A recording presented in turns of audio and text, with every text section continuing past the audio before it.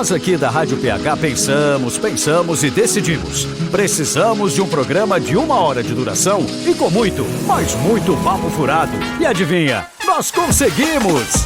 Por isso você ouve de segunda a sexta às 6 da tarde o programa O Balaio. Tem briga de vizinho, entrevistas cabulosas, assuntos baita que só interessam pra quem mora em Palhoça, dicas e, é claro, muito papo furado. O Balaio, o programa que cabe todo mundo, inclusive você. De segunda a sexta, ao vivo, às 6 da tarde e também na versão podcast, para ouvir quando quiser. Não perca!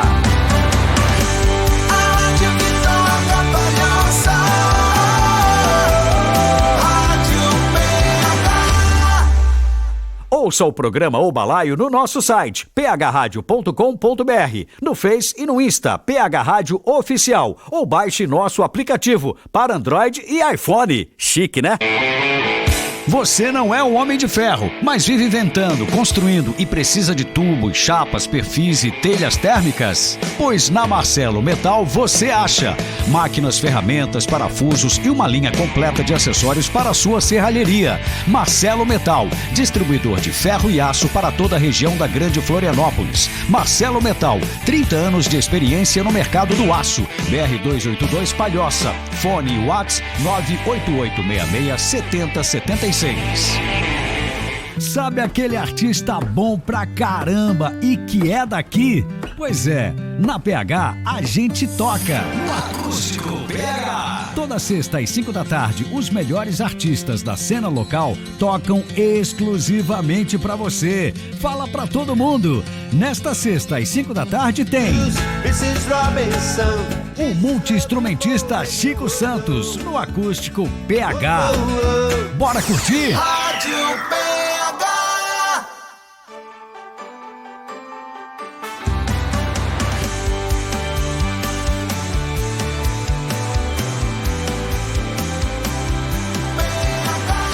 A rádio que toca Palhoça. Agora na PH, tudo que interessa ao empresário. No ar, programa CDL Palhoça.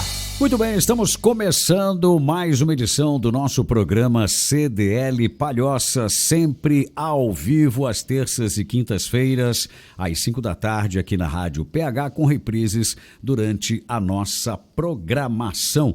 Comigo hoje, mais uma vez, o Luiz Otávio. Tudo bem, Luiz? Tudo bom, Duran? Um abraço aí para os ouvintes da Rádio PH. E hoje nós temos uma dupla de convidados aqui, um programa familiar, vamos dizer assim, né? Temos pai e filho aqui e eu gostaria que você apresentasse os nossos convidados de hoje.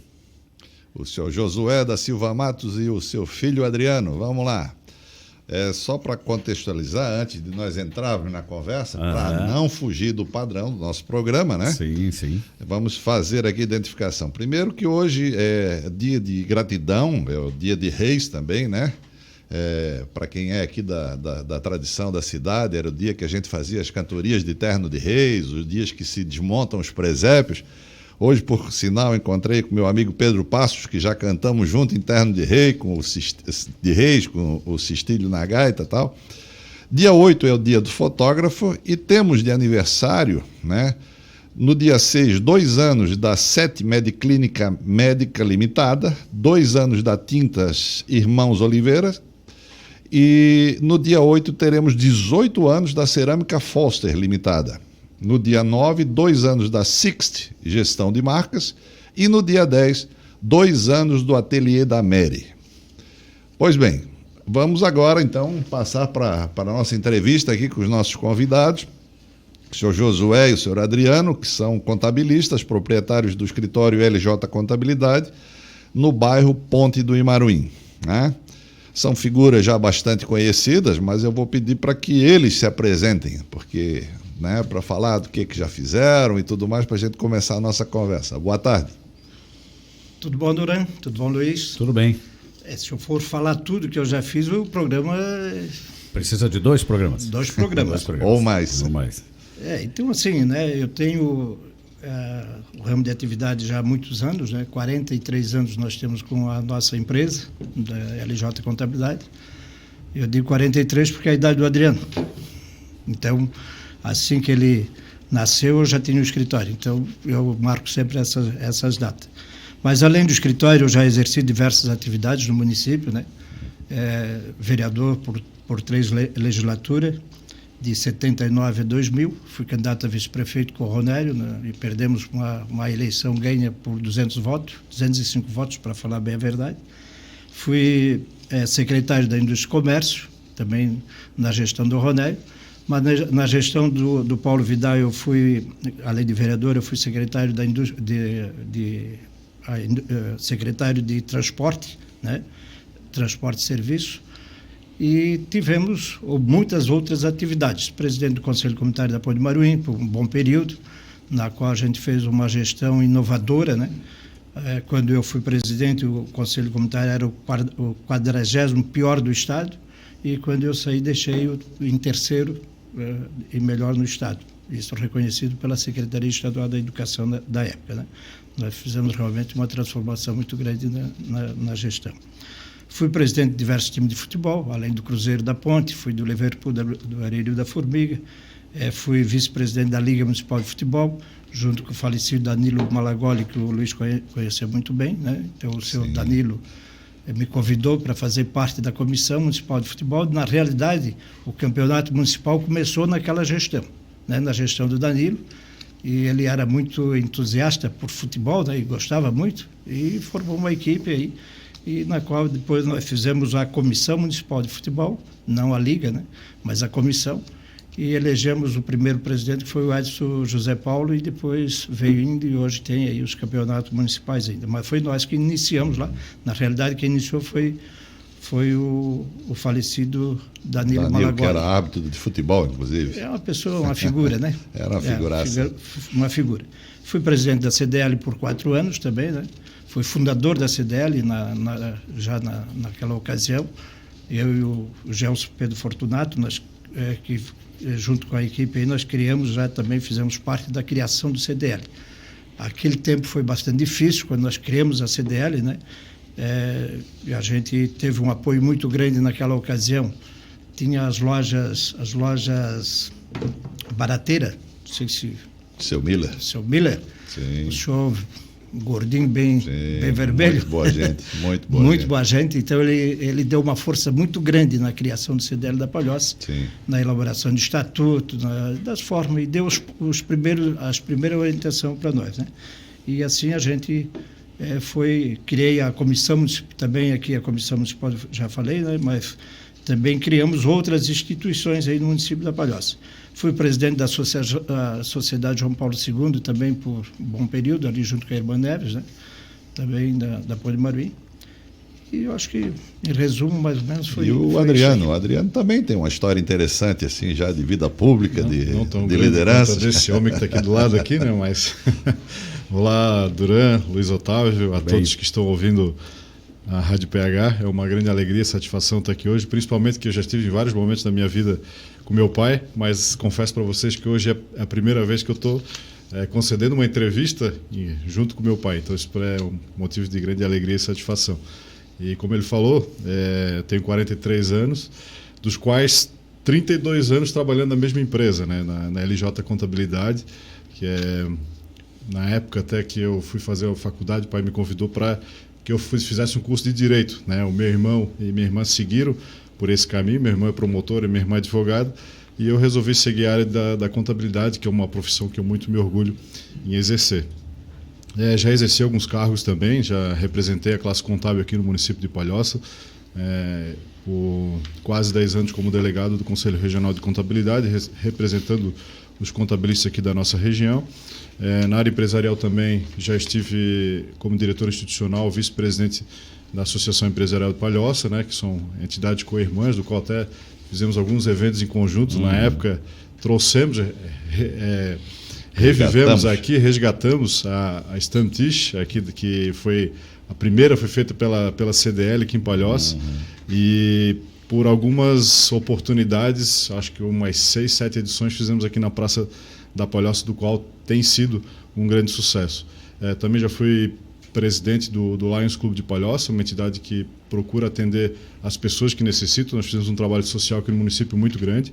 Estamos construindo um hospital de olhos aqui em Palhoça, né? Estou vendo aqui que o Duran e o Luiz Henrique usam óculos. O nosso objetivo é justamente do Lions no mundo inteiro atender as pessoas que necessitam com problemas da visão, e o Lions vem atender a essa demanda a partir do momento que nós aceitamos esse desafio em criar um hospital de olhos aqui no município. Ele já está praticamente pronto e logo ele estará em execução. Hoje a gente faz um trabalho no Hospital de Olhos em parceria com o município, do qual o programa Criança com Visão e para o idoso também está sendo atendido lá no Hospital de Olhos.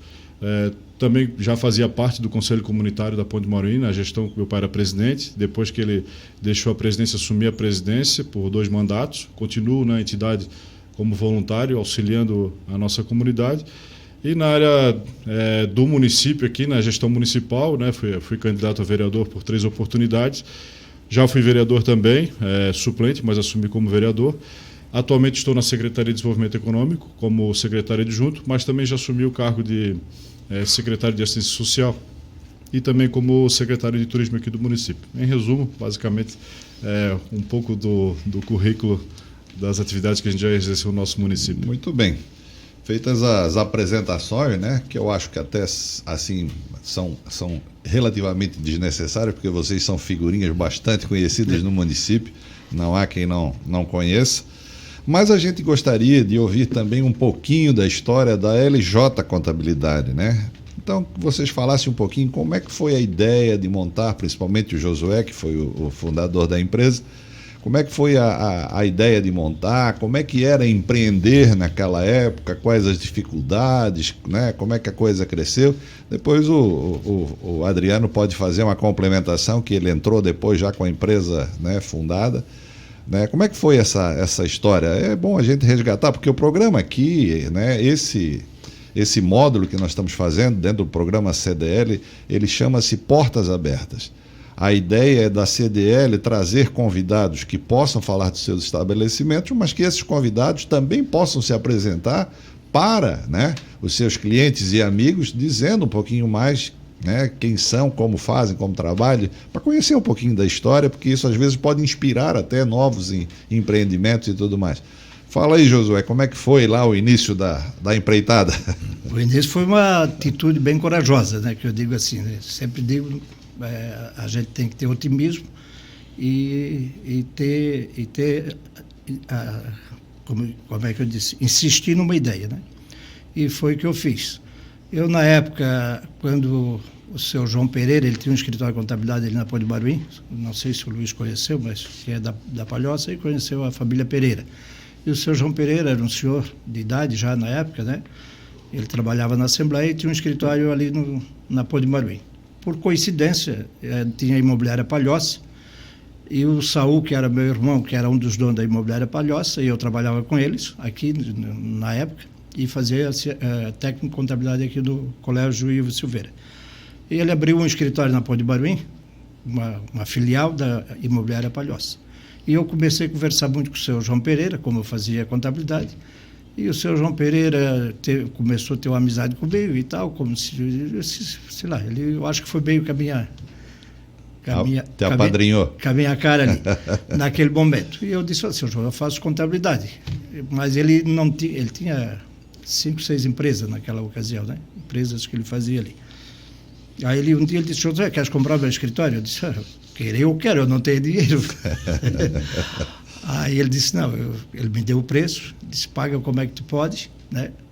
Paga como é que tu pode. Ele era aposentado, não tinha muitas necessidades, mas eu queria pagar ele, né? Claro, o escritório que eu comprei, o valor não se pagava, não tinha renda suficiente para pagar a prestação. Mas como eu tinha o meu salário, e na ocasião eu morava ali na Ponte de Maruim, na Concasa, casa de estudante ali, né? E eu fiz 2 opções. Eu almoçava na churrascaria do Alair e que pagava mensal. Ou eu vou sustentar a minha empresa, que eu estava iniciando, vou pagar a churrascaria, o que eu vou fazer agora? Né? Tudo era muito esticado. Aí eu cheguei para o Alair e eu disse, Alair, eu comprei o escritório assim assado e eu tenho uma opção. Eu parar de comer eu não posso, mas também se você me der uma oportunidade de eu atrasar meus pagamentos aqui do almoço, né, que era só o almoço. Ele disse, não, paga quando tu puder também. A gente era muito conhecido ali já, né? Eles gostavam muito da gente. Aí foi o que eu fiz. Aí eu me empenhei ali, trabalhei muito mesmo, trabalhava dia e noite, né? Porque naquela época a contabilidade não era assim como é hoje, era tudo na mão, tudo. Manuscrito, né? Lançar nota e fazer as apurações e etc. E eu fazia isso tudo sozinho, porque não tinha como botar nenhum funcionário. Aí foi melhorando, as coisas foram se ajeitando e tal. E eu depois saí do escritório da imobiliária, antes eu trabalhava dos dois, né, e me dediquei ao escritório. Ele começou com bastante dificuldade, mas nós fomos se empenhando, se dedicamos mesmo, né? Eu tinha aquela vontade de crescer e fomos indo. E assim, o meu escritório, na época, ele funcionava ali naquela peixaria da Ponte, tinha um bico ali, e eu trabalhava ali. Depois já aluguei uma salinha no dormitório Silveira e foi melhorando, e a gente foi melhorando, foi crescendo e tornando mais conhecido, né?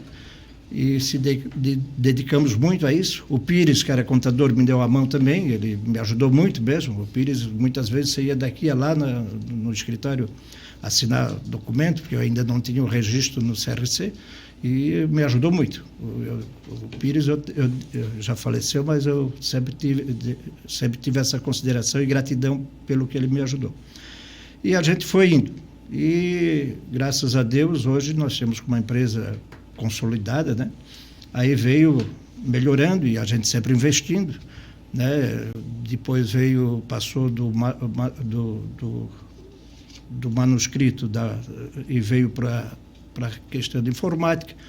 Aí veio o computador, eu comprei o primeiro computador, acho que aqui da Palhoça quem comprou foi eu, naquela ocasião, era um caixão enorme, né? E a gente foi sempre investindo, né, nesse sentido. E depois aí fomos contratando. O João aqui, inclusive, foi meu primeiro funcionário, o João, o pai do Alexandre.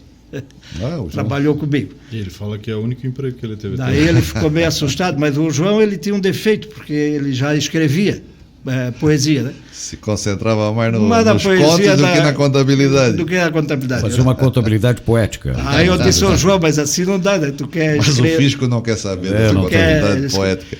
Mas aí eu fazia tudo, Luiz, assim. Então eu me dediquei com muita firmeza mesmo. Eu era office boy, eu era o cobrador, eu era escritor, fazia as escritas, trabalhava sábado, domingo, virava à noite e tal. E a gente se empenhou realmente com muita determinação e organização nesse sentido. Ô José, me diz uma coisa, tem algum cliente daquela época ainda hoje com vocês? Daquela época... Você lembra? Ou lá no início ali tem... Não tem mais os primeiros proprietários, tem os filhos. Sim, né? Mas a empresa... Tem. O CNPJ... CNPJ... Está lá no... porque a maioria, assim, eu tenho hoje uma carteira de clientes que começaram comigo e já se aposentaram. Uhum. Tipo Benedito Queires e muitos outros, né? Então, iniciaram lá na época junto comigo, permanece até hoje, mas já se aposentaram e os pais ficou para os filhos, né? Muitos desses, mas ainda continuaram tem. Com a história hoje ainda permanece, tem sim. E ainda vai ficar para os netos ainda, né? Com certeza. Vai tocar a ficha. E aí eu vou deixando também... Pois parece que o escritório também está seguindo a mesma saga, né? Já estão os filhos aí assumindo aí. E o Adriano, quando é que entrou realmente na coisa? Depois de fazer a faculdade ou já começou a trabalhar antes? Nada, eu fui convidado a participar da empresa quando eu tinha 12 anos de idade já. Barbaridade. Só antes do Adriano falar... Isso é exploração de menor, pô. O Adriano e o Fernando, hoje eles me cobram isso, que era isso que eu fazia mesmo. Porque eles não entraram pela porta dos fundos, eles entraram pela porta da frente como office boy do escritório. E foi aí que foram aprendendo, né? Fazendo todo o trabalho de rua e depois foi trabalhando, né? E hoje o meu filho Fernando é um promotor de justiça, mas ele agradece muito a experiência também e os puxão de orelha que ele ganhou ali naquela ocasião. Não é puxão de orelha, né? Mas o tipo de agir. Mas assim, isso parece que hoje em dia está se perdendo, né? Já tem esse protecionismo e se perde muito de ensinar responsabilidade, de lutar, né? Eu até estava pensando aqui, quando estava relatando a história aí, que tem muita gente que acha que empreender é começar e já ter lucros, né? Colher resultados já no segundo, terceiro mês. Não tem um sofrimento muito grande. Né? Muito. Na realidade, muita luta. Né? A concepção que se deve ter quando se vai abrir uma empresa, principalmente, é a questão que o CNPJ rico, CPF pobre. A pessoa tem que primeiro pensar em capitalizar a empresa, fazer com que a empresa se consolide, para depois, no futuro momento, ele poder desfrutar dos recursos que uma empresa oferece. Mas você estava perguntando aí, Luiz Otávio, em relação à questão de quando eu comecei. Eu comecei bem jovem, realmente, com 12 anos de idade, não me arrependo de ter começado, né? Mas foi uma experiência muito boa que me trouxe até aqui, faz parte da minha trajetória. E realmente comecei lá no piso de chão de trabalho, realmente, buscando nota, indo cobrar nas empresas, pegando nota para conhecer todo o sistema, como tudo conhece. Hoje, quando a gente vai atender um cliente, ele vai falar qualquer coisa, nós já imaginamos tudo o que está acontecendo, justamente porque passamos por todos os setores, todas as fases, temos todo esse conhecimento. Ainda tem a minha máquina de escrever lá que eu ganhei na minha época, que trabalhava uma Hamilton? A minha é uma Hamilton, mas a gente tinha Olivetti também. Mas eu tenho essa minha máquina que está lá na minha sala ainda, que eu guardo com muito orgulho, e passamos por essa fase aí, justamente da parte manual, da parte da datilografia. Tem o curso da datilografia, tenho uma satisfação hoje de digitar muito mais rápido, justamente porque eu fiz o curso da datilografia com 9 anos de idade lá com o seu Ives e a dona Heloísa, né, o seu falecido seu Ives, e que me possibilitou realmente poder digitar com mais agilidade. Isso eu levo para o dia a dia ainda hoje. A maioria que utiliza um computador utiliza catando milho e ainda consigo utilizar todos os dedos. Então pegamos todas essas fases, né? Me especializei, estudei, demos continuidade à parte social aí, que foi uma parte da família também. E a contabilidade realmente é uma ciência que ela busca poder levar o melhor para as empresas, né? Eu penso que hoje o contador ele é uma peça fundamental dentro de uma organização, dentro de uma empresa.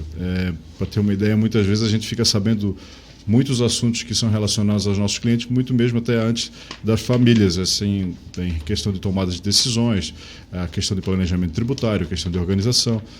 O contador não deixa de ser um amigo e uma parte da família também, muitas vezes, porque nós auxiliamos realmente de uma forma muito séria para que o cliente possa tomar a melhor decisão. Esse é o nosso programa CDL Palhoça, hoje entrevistando aqui o Josué da Silva Matos e o Adriano Matos, seu filho. A gente vai para um breve intervalo, a história está bem interessante, a gente está só no começo dessa história aí, e a gente volta já trazendo aí essa entrevista do Portas Abertas aqui dentro do programa CDL Palhoça.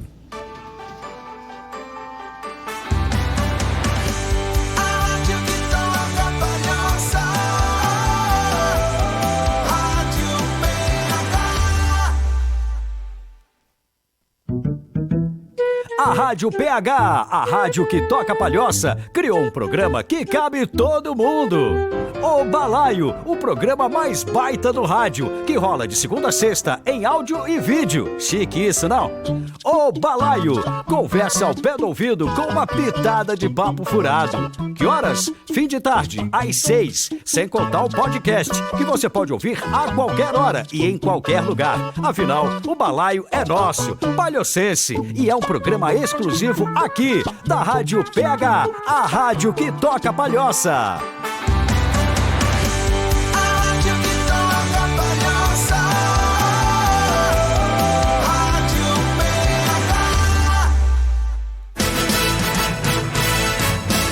Agora na PH, Minuto CDL. Unimed.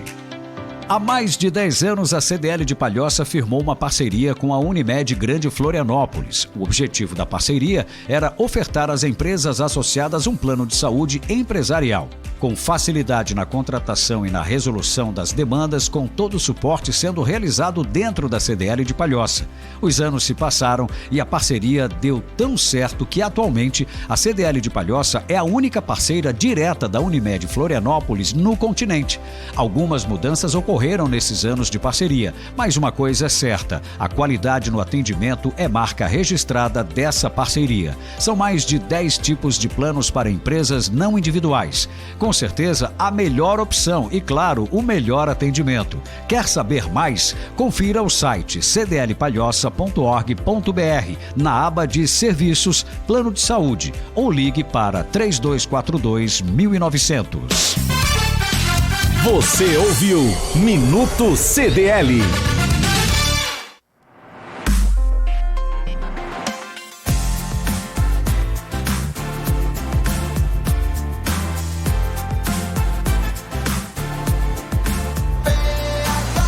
A rádio que toca Palhoça.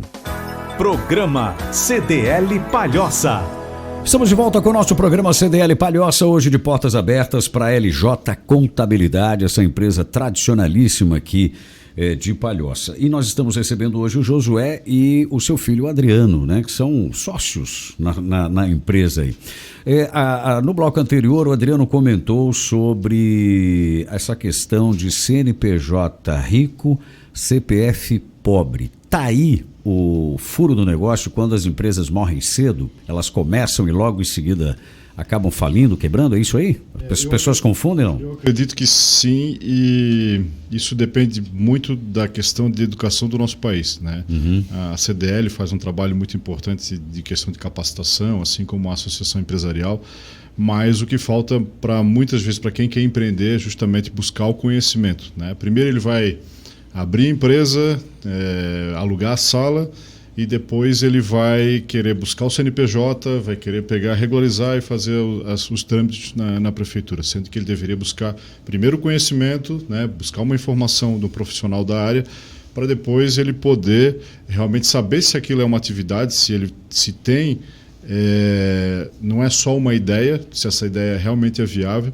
Isso mercado, né? Se vai ter mercado, se vai ter um bom retorno, se é o local adequado para isso, né? Então, realmente, o que falta, muitas vezes, é esse tipo de conhecimento. Então, assim, as estatísticas dizem, né? No Brasil, hoje, nós somos aí, mais de 80% são microempresas que são responsáveis pela maioria da geração dos empregos do nosso país. O que acontece é justamente que falta para uma grande parte da população, né? Porque no Brasil, até que vejo que a questão do empreendedorismo, muitas vezes é até uma questão alternativa, né? Às vezes ele está fora do mercado de trabalho, né? Hoje temos o MEI aí que buscou facilitar esse acesso para quem quer empreender, né? Com um valor de imposto muito baixo, aí, em torno de R$50 a R$60, ele já consegue abrir um CNPJ e já pode empreender. Uhum. Mas muitas vezes ele vai buscar isso como uma alternativa, né? Ele abre um CNPJ para tentar sobreviver. A empresa passa a ser o salário dele, ele entende que aquilo ali é um salário dele. Justamente, aí que é a importância de separar o CPF do CNPJ. Uhum. Né? Uma conta que ele possa realmente administrar sendo sua, como pessoa física, e outra conta que vai ser da pessoa jurídica. Aí ele vê o dinheiro, começa a entrar no caixa da empresa e confunde esse caixa da empresa como um caixa da pessoa física. Uhum. E aí que depois ele não vai ter dinheiro dentro de um fluxo de caixa para poder saldar essas dívidas futuras que ele tem, porque ele acabou utilizando. Muitas vezes, e a gente vê isso no dia a dia, não é uma característica específica da nossa região, mas a gente sabe que muitas vezes o cara está andando com um carro 0 km, financiado pelo banco, porque quer ostentar, e a empresa está lá com dívidas para pagar e ele não consegue. Então, assim, por isso que eu falo que, em primeiro lugar, é a questão buscar o conhecimento, a capacitação e a questão da educação financeira. Nosso país, infelizmente, a maioria das pessoas vive na questão da ostentação, sendo que muitas vezes ele pode deixar para adquirir os bens que ele necessita para a sua pessoa física num futuro, e ele vai poder concentrar todos os seus esforços mais na pessoa jurídica. Engana-se quem vai empreender também, que vai abrir uma empresa para trabalhar 6 horas por dia e ir para casa descansar. Pelo contrário, enquanto um funcionário ele trabalha de 6 a 8 horas por dia, quem é empreendedor sabe que vai ter que trabalhar 10, 14 horas por dia para poder manter uma empresa ativa no nosso país. Só ilustrando aí essa colocação do Adriano, eu desisti de ser empreendedor por causa disso. Porque a firma ia muito bem, obrigado, mas eu não tinha dinheiro, né? Porque eu botava tudo como prioridade para a empresa. Então tinha uma movimentação bancária boa, né? O gerente me tratava muito bem, me dava um cafezinho, lidava com dinheiro grande, mas para mim não sobrava nada. E aí chegou uma hora e disse, não, mas peraí, tem alguma coisa errada, isso já está passando dos limites. mas tem poucas pessoas que têm essa noção de diferenciar o CNPJ do CPF, né?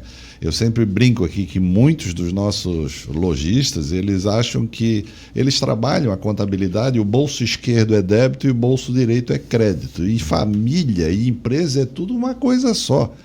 E aí é difícil dar certo, né? Que bom que, né, a gente tem já hoje outras pessoas com outra mentalidade e temos essa assessoria dos escritórios de contabilidade ajudando a fazer essa profissionalização do empreendedorismo. Exatamente, sim. E muitas vezes quando o empreendedor, o empresário, ele tem algum recurso, ainda no Brasil ainda tem a característica de uma grande parcela da população ainda botar o dinheiro, guardar ele na poupança, né? Que praticamente fica um dinheiro que rende menos do que a inflação no nosso país. Então, é uma área que eu gosto bastante também, de falar de ações, de fundos imobiliários, de criptomoedas, de fundos de investimentos. Então, eu procuro sempre também orientar os nossos clientes de que maneira que ele possa estar direcionando esse dinheiro que depois dessa consciência da empresa, que ele tem essa questão de educação financeira formada, a capacitação para empreender, fazer a gestão da sua empresa, para onde que ele possa estar direcionando esses recursos para justamente pensar numa aposentadoria futura, né? Eu ainda vejo que, infelizmente, no nosso país, né, uma grande parcela da população é dependente da previdência do governo. E eu sou adepto de que a pessoa tem condições de, começando cedo, construir uma previdência particular e não depender do governo para que ele possa manter uma renda passiva. Mas é preciso muita disciplina. Justamente, mas é aí que está o negócio. Ele precisa de disciplina, ele precisa de conhecimento, ele precisa de estudo. Ele não precisa, por mais incrível que pareça, ele não precisa de tempo, né? O que ele tem que dedicar o tempo, né? Eu não vou falar para um cliente, por exemplo, que ele é um dentista, para ele, em vez dele estar atendendo um cliente dele, que é a fonte de renda dele, ele vai parar naquele momento para operar na bolsa, por exemplo, né? Ele tem que focar no que é o trabalho dele, o ofício dele. Então, ele tem que estar lá fazendo atendimento para o cliente dele, para o paciente dele, e buscar em momentos alternativos para que ele possa ter uma pessoa de conhecimento, de capacidade, de competência, de confiança dele, para que possa estar direcionando para isso. Mas fazer isso é a muito gestão importante. desse fundo privado previdenciário que Exatamente, ele teria que montar. é uma questão que eu defendo bastante, essa questão da educação financeira do no nosso país. Isso tudo é planejamento, né? E também, só acrescentando a tese que o Adriano está levantando, o empresário ele tem que ter a ciência, a consciência que ele é empregado, ele é funcionário da empresa dele. A partir da hora que ele não pensar dessa forma, a empresa ela não vai muito longe, né? Então ele tem que ter o salário dele mensal, sabendo, mesmo que ganhe pouco, Luiz, mas é por ali o caminho mesmo, sim. Não tem outro caminho. Se a empresa vai bem, ele pode aumentar, que chama-se o Prolabore, né? Aumentar um pouquinho mais. Mas se não, ele tem que saber que mensalmente o que ele vai ganhar é aquilo ali que a empresa pode pagar. Eu tinha uma época, hoje, principalmente desses 2 anos aí, mas a gente acompanhava muito empresários que iam festa de igreja, ou festa de futebol, etc. E alguns eram os meus clientes. Então ele ia sábado e domingo, ele não tinha banco, né? Sábado e domingo não tinha banco. E fazia um movimento grande, que era bar, né? Restaurante, enchia o bolso de dinheiro, aquilo que você falou, o débito e o crédito de cada banco. Aí chegava lá, pagava cerveja para todo mundo, almoço para todo mundo. E eu um dia chamei o cidadão, chamei lá no escritório e disse: vem cá, o que tu está fazendo da tua empresa? Tu acha que isso aí não vai te fazer falta? Segunda-feira vai aparecer o fornecedor, vai o cara que tu vende e tal, e etc., tuas contas e tal, e o teu dinheiro subiu. Tu vai falir, se tu não tomar outras atitudes diferentes.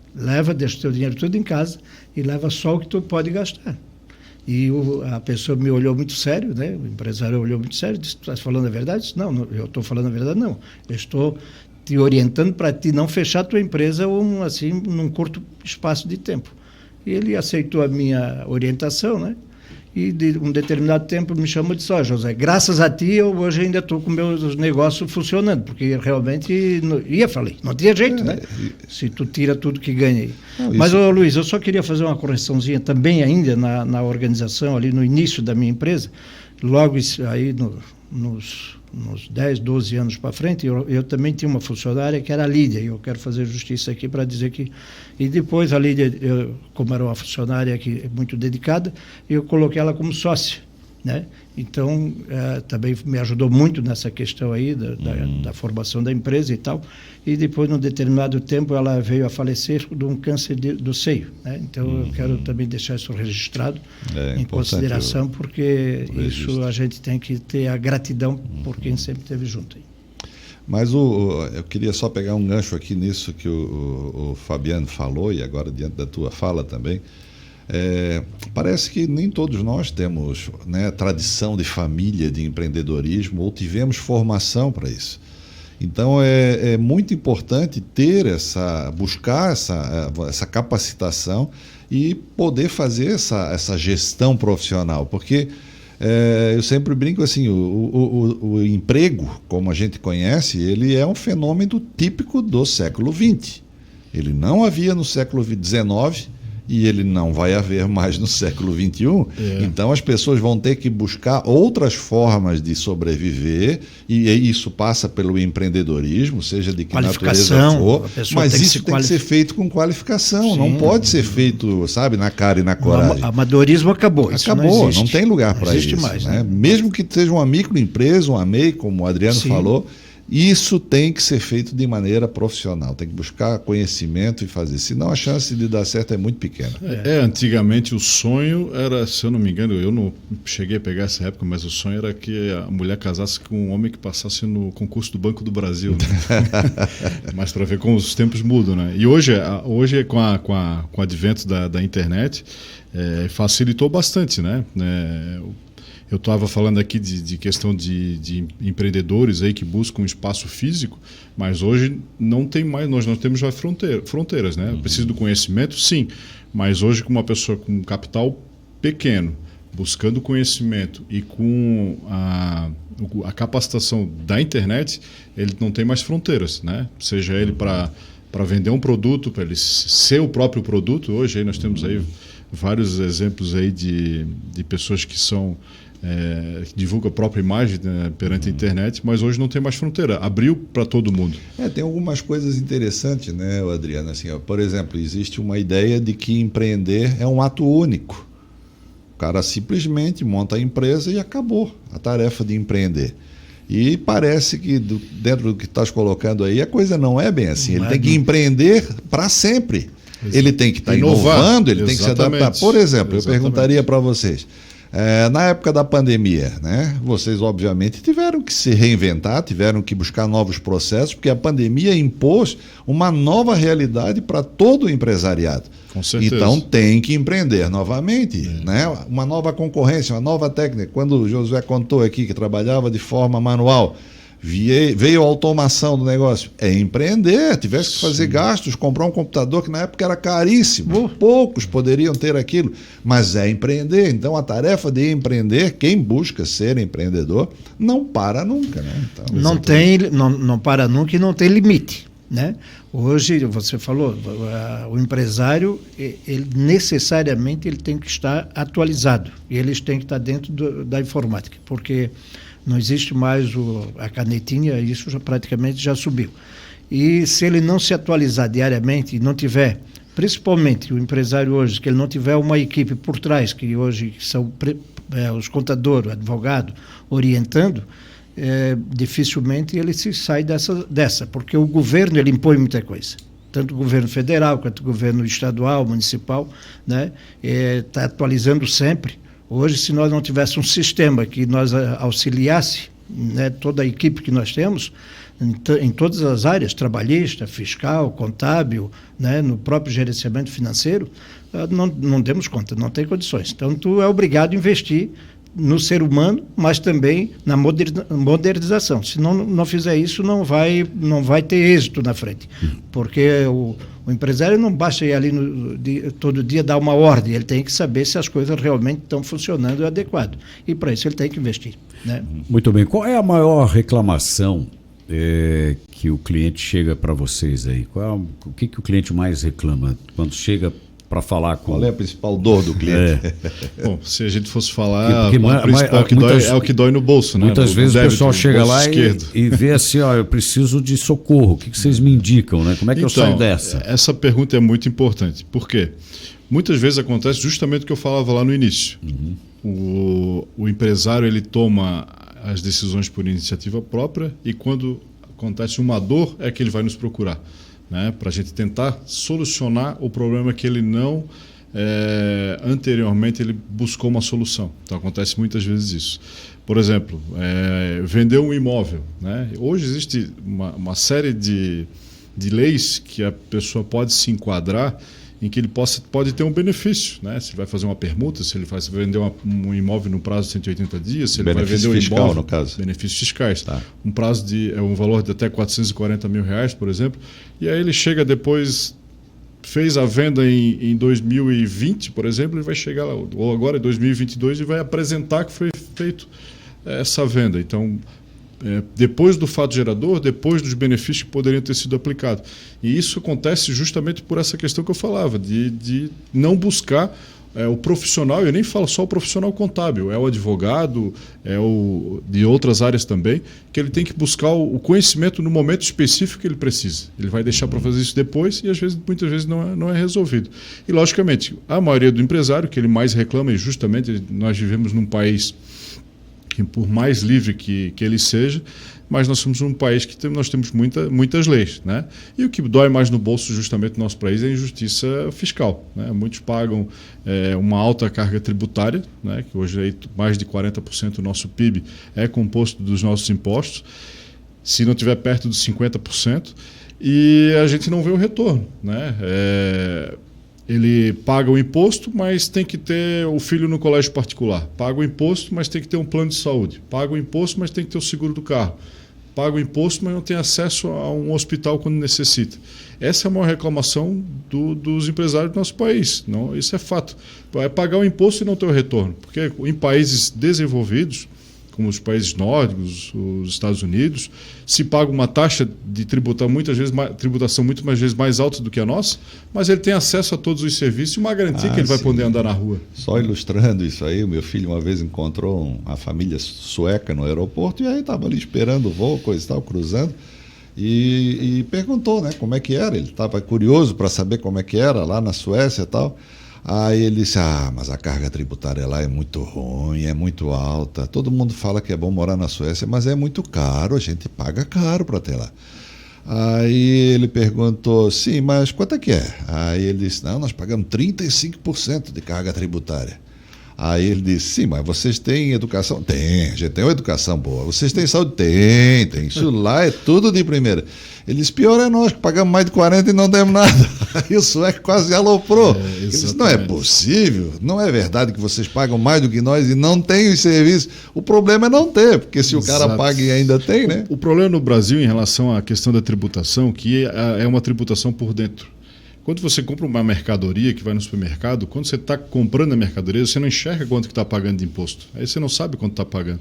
Uma vez eu tive imagina uma viagem que a gente fez, eu estive no Panamá. Eu fui comprar um tênis que eu queria comprar, ele custava $100. Eu fui lá no caixa e fui lá pagar com $100. Tu quero levar esse tênis aqui. Aí ela só, são $110. Porque eu paguei $100 do tênis e estava me cobrando.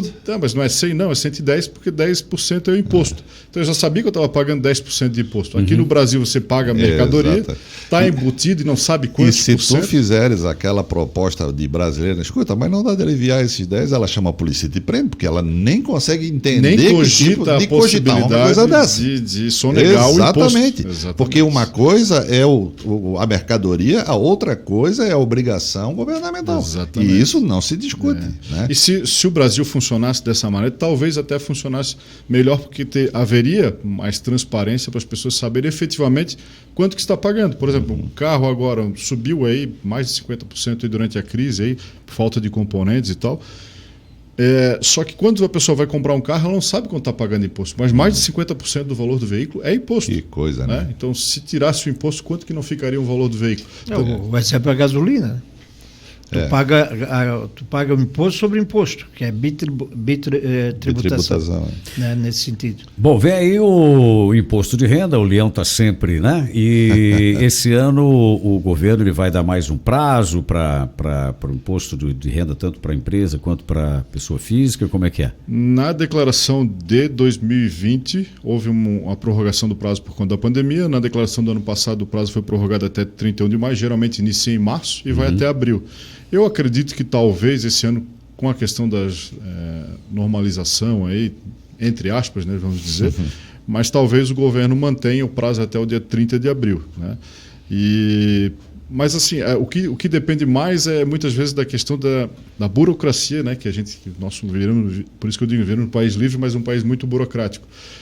Do acesso das informações para as pessoas poderem declarar. Né? Ele precisa pegar a informação no banco, ele precisa pegar a informação na empresa, ele precisa pegar a informação do plano de saúde, precisa do investimento, escola, né? Para poder juntar essa papelada toda de documentação para que a gente possa estar munido dessas informações e prestar as contas para o leão aí da melhor forma possível, né? Para que ele não tenha nenhum problema e para que não caia na malha fina. Tá certo. Esse é o nosso programa CDL Palhoça, hoje de portas abertas para a LJ Contabilidade. A gente vai para mais um intervalo, já a gente está de volta, entrevistando hoje o Josué e o Adriano. É rapidinho.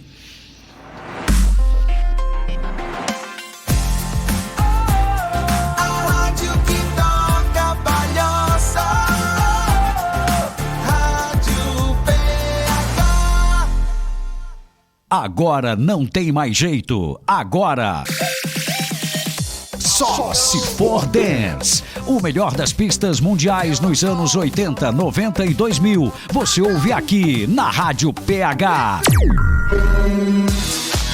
De segunda a sexta, à 1h, só as versões originais. E todo sábado às 6, com 2 horas, com grandes DJs ao vivo no estúdio, colocando todo mundo pra dançar.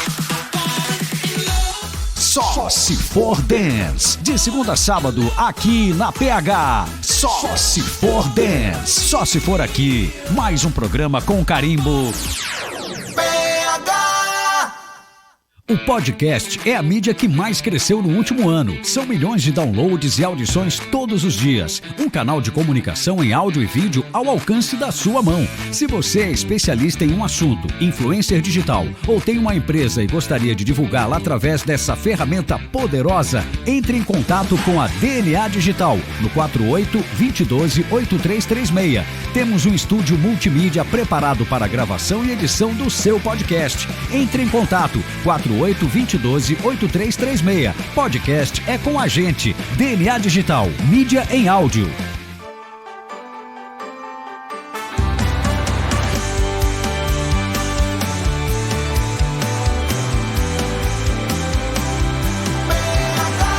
A rádio que toca Palhoça.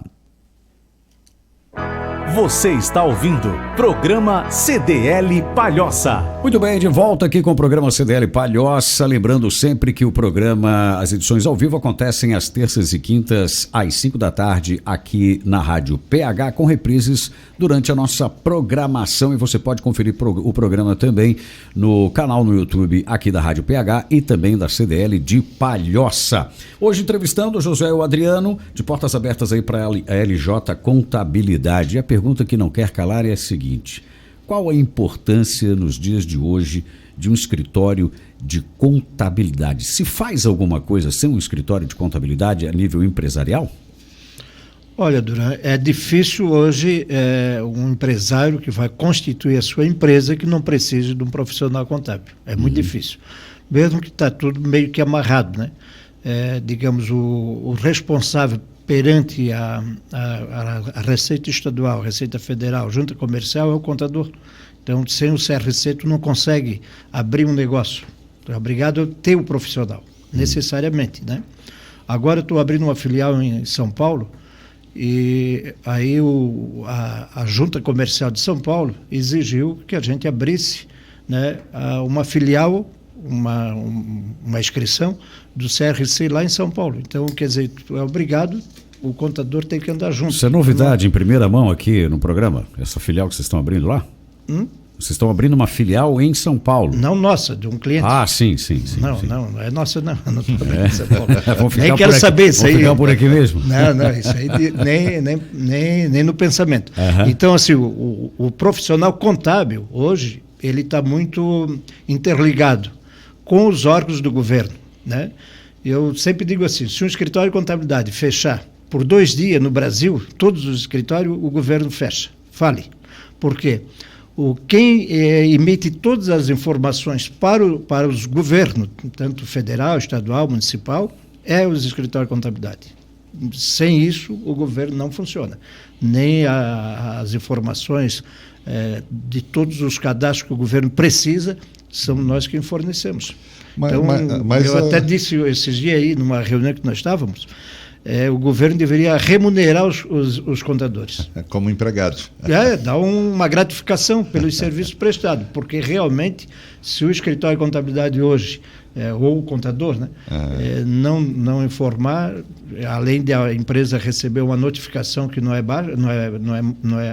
baixa, é alta, também tem as informações que o governo não consegue gerar a máquina dele.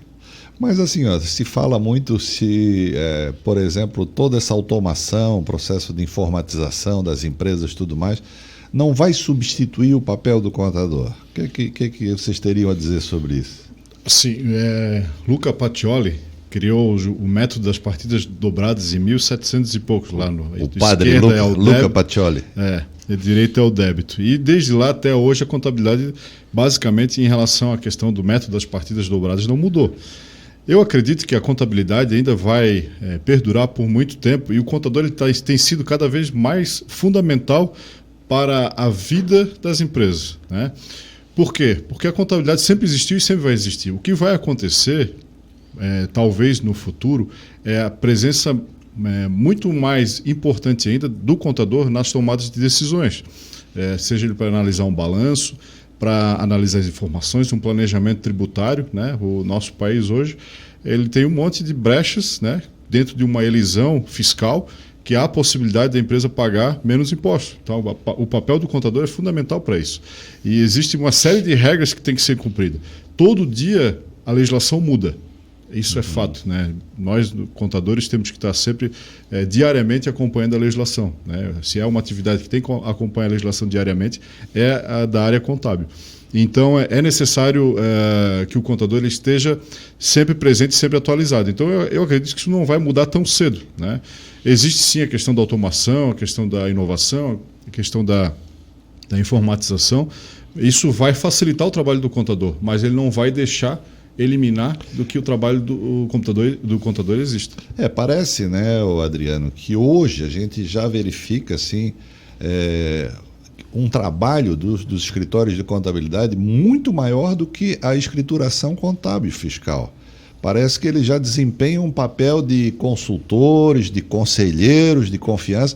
Tem muitas vezes aqui a gente aborda os empresários aqui, né, do varejo, né, associados e tudo mais, e eles não querem tomar nenhuma decisão antes de falar com o seu contador, porque o seu contador é a pessoa de confiança que lhes instrui sobre o que fazer. Dentro disso que tu estás colocando, então esse papel tende a crescer. Com certeza. Os escritórios vão passar a fazer ainda mais esse aconselhamento. Da mesma forma que para se fazer um contrato, eu vou buscar um advogado que entenda da área, eu vou buscar um contador para tomar decisões na área contábil também. Então esse papel é fundamental e eu acredito que isso não vai mudar tão cedo realmente. Eu digo o seguinte, em relação à questão da contabilidade. Uma contabilidade bem feita custa caro, mas uma contabilidade mal feita custa mais caro ainda, né? Porque ele vai ter que desembolsar depois, e isso realmente acontece com frequência, de nós pegarmos muitas vezes trabalhos de outros profissionais que nós temos que corrigir trabalhos que não foram feitos da melhor forma possível. Adriano, me diz uma coisa, nessa evolução toda aí e nessa importância do contador, como é que ficam essas plataformas contábeis aí, né, que está surgindo na internet? Aí? Várias empresas têm lá sites que você pode abrir a sua empresa através deles ali. Como é que foi? Hoje, por exemplo, se a pessoa tiver o conhecimento de informática, ele mesmo pode abrir o MEI dele, pode gerenciar e ele pode emitir as guias dele, as declarações, a pessoa mesmo pode fazer. Só que a maioria das pessoas não querem ter esse tempo para buscar esse tipo de informação, eles procuram um profissional contábil. Existe sim outras plataformas online de contabilidade, só que eu vejo que não muitas vezes... É confiável isso aí? Eu não sei se seria... Duran, deixa eu só colocar, Adriano, um exemplo que aconteceu, inclusive, com um cliente que ontem me procurou, só sobre esse caso que estás falando sobre as plataformas, um MEI. 2 anos atrás, ele foi no sistema da Receita e a intenção dele era dar baixa no MEI dele. E ele disse que deu baixa. Eu disse, não, tá bom, traz o teu CNPJ que eu vou verificar a tua situação. Né? Como ele não tinha o certificado digital, ele assinou uma procuração ali para que a gente possa consultar a Receita Federal para ver o cadastro dele dentro da Receita Federal. Fui buscar a surpresa dele, a empresa dele, que era um MEI, um microempreendedor individual, não foi baixado, foi excluído do MEI e ele tinha uma montoeira de multa para pagar, dava mais ou menos R$5.000 para ele pagar, ele quase que caiu de costas. Então eu disse, pois é. Ele disse, olha, nunca mais eu irei fazer alguma coisa sem procurar um profissional da área. Porque às vezes tu tenta fazer, mas tu não domina o sistema. Então tu não consegue realizar, às vezes, com sucesso. Né? Pode entrar num caminho errado, como foi esse cliente que eu recebi lá. Então estou ajeitando lá a vida dele, né? Mas ele está muito satisfeito até pela orientação que a gente deu, que nós demos lá, né? E temos tentando resolver o problema dele. Mas ele está todo enroscado com a Receita Federal. Por quê? Tomou uma atitude errônea. Inclusive, né, dentro disso que o Adriano falou, eu acho que tem empresas hoje que pagam impostos demais, necessariamente por não conhecer onde se enquadra adequadamente, que alíquota que usar, tal.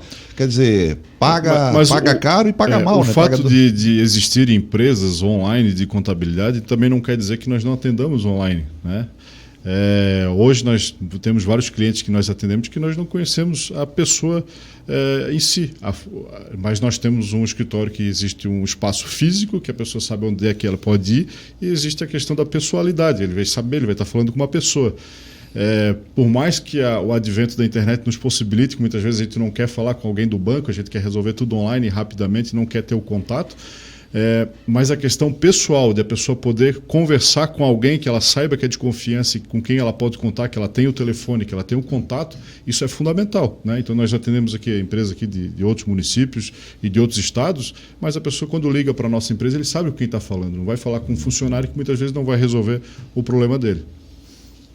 Muito bem, a gente já está chegando aí para o finalzinho aqui do nosso programa e a gente falou aí de pessoas que querem empreender e às vezes começam de forma errada e não se aconselham com quem deveriam, no caso os contadores. Qual é o recado aí, né, que vocês deixam da LJ para pessoas que estão pensando em empreender, né? Já tem até um capital, já sabe o que vai fazer, já deu uma estudada, já pesquisou, mas qual é o conselho, né? Qual é o próximo passo que deve ser dado aí rumo a essa aventura que é empreender nesse país? Olha, depois eu concluo, João. O empresário, quando ele tem a intenção de abrir uma empresa, o primeiro caminho, ele tem que buscar o escritório de contabilidade, porque ele tem uma série de documentos, uma série de requisitos que ele precisa preencher para abrir a empresa dele. Primeiro, ele tem que ter a viabilidade da prefeitura, para ver se aquele ramo dele que ele está pretendendo explorar naquele local, a prefeitura vai conceder o alvará, vai fornecer a viabilidade. Pode ser que é um ramo de atividade que naquele local o plano diretor não permite. Fogos de artifício, por exemplo, aqui em Palhoça não pode. Não é só isso, Luiz. É, digamos, um posto de combustível, sim, ou coisas parecidas, né?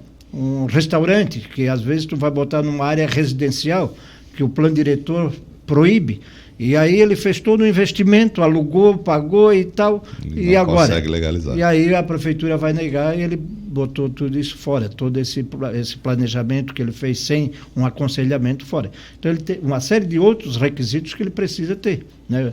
A questão do capital social, a questão do nome, para ver se, né, fazer uma busca na junta comercial, ver se o nome não já existe, para não coincidir o nome, etc., para não investir de uma maneira errada. Então, também é um dos caminhos que o profissional contábil ele vai te orientar todas essas questões. Ele tem um questionário que ele tem que preencher nesse sentido. Questão do funcionário, né, as obrigações trabalhistas, o que ele tem, quais os compromissos que ele tem que estar ciente de tudo disso, né? Tá certo. Custo que isso vai dar para ele mensalmente. Então, ele tem que ter uma noção antes de abrir o seu negócio para ver se realmente é viável ou não o investimento que ele vai fazer. Muito bem, deixa eu perguntar aqui para o futuro da empresa, né? Para o Adriano aqui. Eu quase já abri uma filial de vocês lá em São Paulo, né? Então. Tá aí a ideia. Mas a gente gostaria de saber quais são as metas de vocês aí para o futuro, Adriano. Buscar cada vez mais conhecimento, capacitação, se adequar, atender da melhor forma possível os nossos clientes, estar mais presente na era digital, agora que até a Duda está conosco aí para nos auxiliar, para fornecer mais informações para o nosso cliente. Geração de conteúdo, né? Geração de conteúdo, e a gente tem que estar sempre inovando realmente. É uma área que é muito importante e o contador que ele não se atualiza, ele com certeza vai estar fora do mercado. Então, assim, infelizmente, existem hoje, felizmente por um lado, né, que são várias faculdades aí que estão promovendo o curso de ciências contábeis, mas infelizmente profissionais do mercado estão saindo sem o devido conhecimento. Então é muito importante que o contador ele busque esse conhecimento para ele poder dar a orientação e a melhor tomada de decisão para os clientes. Muito bem, o próprio nome do curso já diz tudo, né? Ciências Contábeis. Tá bom.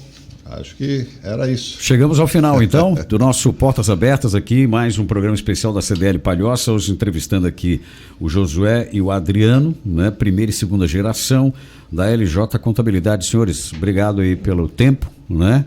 E mais um pessoal para a gente já escrever no nosso hall de sócios aqui, né? Porque contabilidade é um assunto também inesgotável. Obrigado aí pela presença. Obrigado. Eu que agradeço e temos sempre as ordens. Muito obrigado aí pela oportunidade, aí, parabéns aí pelo programa, sucesso para a Rádio PH. Maravilha. Luiz, obrigado também. Tá bom, um abraço. É isso aí, o programa CDL Palhoça fica por aqui, lembrando que os programas inéditos sempre ao vivo, terças e quintas aqui na Rádio PH, com reprises aqui na nossa programação em horários estratégicos, é só você conferir lá no site da Rádio PH e também no site da CDL. O podcast você confere aí em várias plataformas, o podcast aqui do programa CDL Palhoça. Ficamos por aqui, na sequência, mais um campeão de audiência aqui na Rádio PH.